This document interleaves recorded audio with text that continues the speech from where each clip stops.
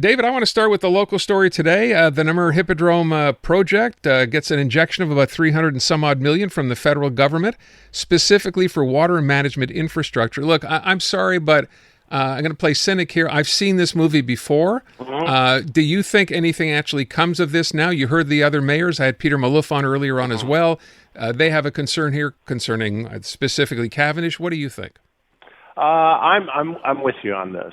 First of all, what a coincidence that basically just a few days before the official start of the municipal campaign, Mayor Plante would come out with this. The city, both Mayor Plante and de Grabouin, have been trying for the last few months to get rid or alter or just alleviate some of the major irritants that could come up during the campaign. It is nice, and obviously seeing federal money in a project like this is interesting. But $300 million, while it is a lot of money, first of all, part of it is municipal funds, the other part is federal. But the latest estimates, and we can go back and look at these, and this, of course, is going to increase as time goes by.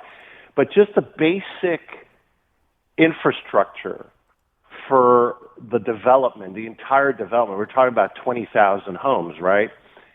We're talking at over $800 million just for the public infrastructure bill. I mean, this is not just water, but sewage, roads, everything, lights, everything. There's nothing over there.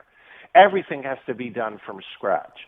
Two, do we know who's going to build all this? No. Three, the fact is that the Quebec government was conspicuously not involved in this announcement.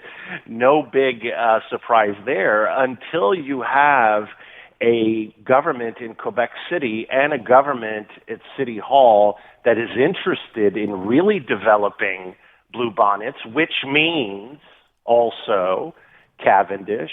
Nothing, absolutely nothing is going to happen. So this is just window dressing for the upcoming municipal election. My final point on this is that I applaud the fact that, Mayor Malouf and TMR and Côte Saint Luc is involved, but they don't vote in the Montreal municipal election. These voters are not voting in the Montreal election. So, that's... and with all due respect to the people who were, against the project of a unified city way back when, and demergers and everything else, you're seeing one of the negative impacts of all of this. Because just imagine a second if all these cities were boroughs in the city of Montreal. This would have been done years ago.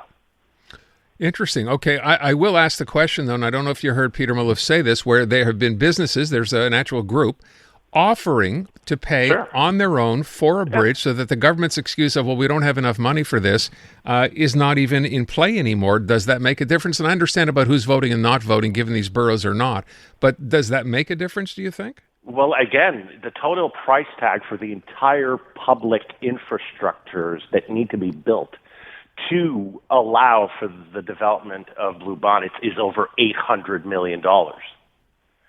And until we have a way to finance that, the city of Montreal will not pay the bill because its priorities are, of course, elsewhere, not only geographically, but ideologically in the city, but also the Quebec government, which is obviously not interested in seeing Montreal flourish. Will put money somewhere else. So I don't see how even building a bridge for Cavendish. I mean, Valerie Plante came on your show. I remember filling in for you, interviewing her, where she promised she would do Cavendish by the end of this term. Mm-hmm. She promised it. She said it, and many times, and she's not doing it. So there's a political issue here, but there's also a money issue. Okay, a bridge for Cavendish, that's all nice and good. But who's going to build the sidewalks? Who's going to pay for the sidewalks? Right. Who's going to pay for the lampposts? Who's going to pay for the roads? Who's going to pay? You don't have the answers for that yet. Until you do, there's no project. I suggest perhaps what we do is go to Andrew Lutfi and have him pay for everything. Well, even him is having trouble building his condo towers. Well, that's the thing until the election, David. After that, I think things may change. But again, No, but I'm just saying. Yeah. I mean, it's not that easy. Even the private sector. I mean, remember Royal Mount, and I know you interviewed him at length.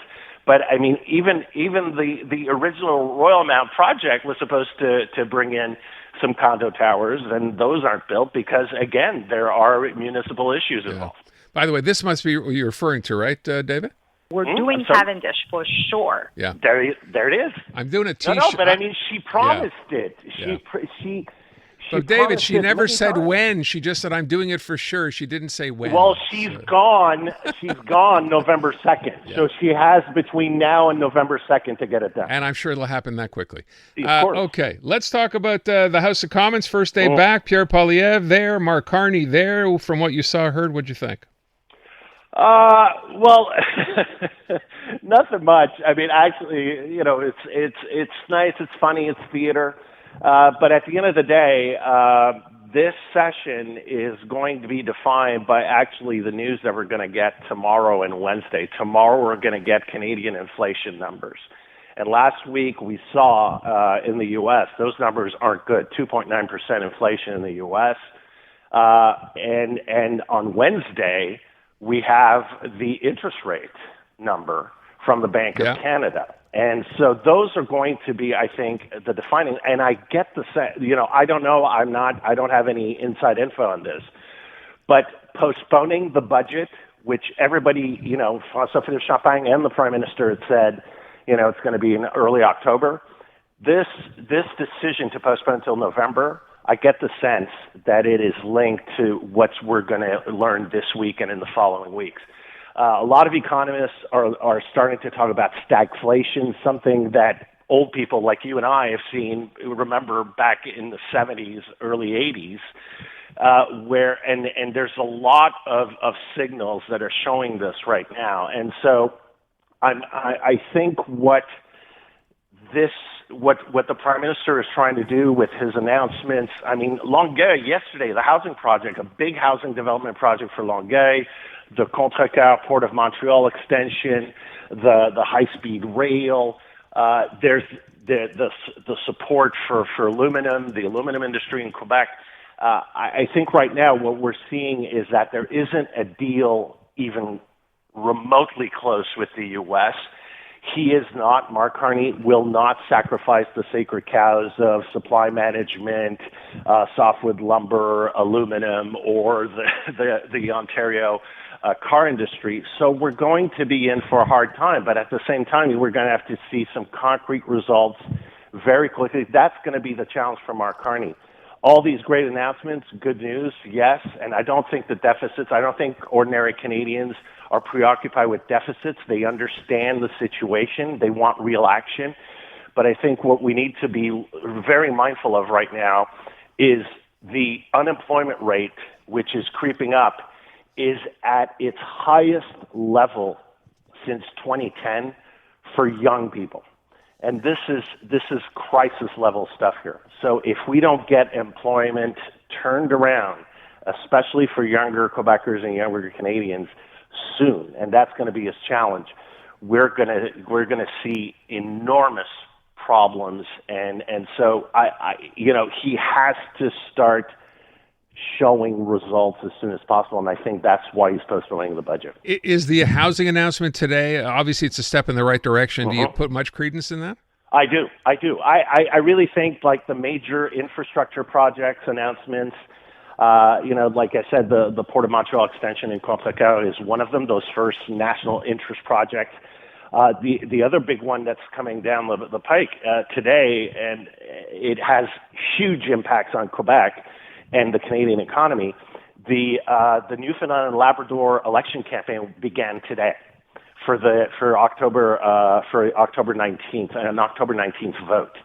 This is going to be a referendum election on the Churchill Falls deal with Quebec. And so the Conservatives who are in the opposition are want to reopen the deal. The Liberals, Mark Carney was actually last week in Newfoundland and Labrador making a major announcement there. But the Liberals, who have been in power, minority government, are defending the deal. Imagine if this deal is stalled, what it means for Quebec's economy, but also the transmissions lines and the whole modernization of Churchill Falls was listed as a national interest project by François Legault for Mark Carney. So this as well is going to be a big, huge thing. But I believe that Mark Carney, and that's the work they've been doing since they took power, since the April 20th election, is to get rid of the bureaucracy and put your shovels in the ground as soon as possible. But that's going to be the test, because he has basically 2 years, right? I think we won't be talking about elections federally until 2027. And that's the game right there. If we can start feeling the impact of the money at the average Canadian level, that's what's going to make or break this government. And that's where we leave it today. David, thanks so much. Appreciate it.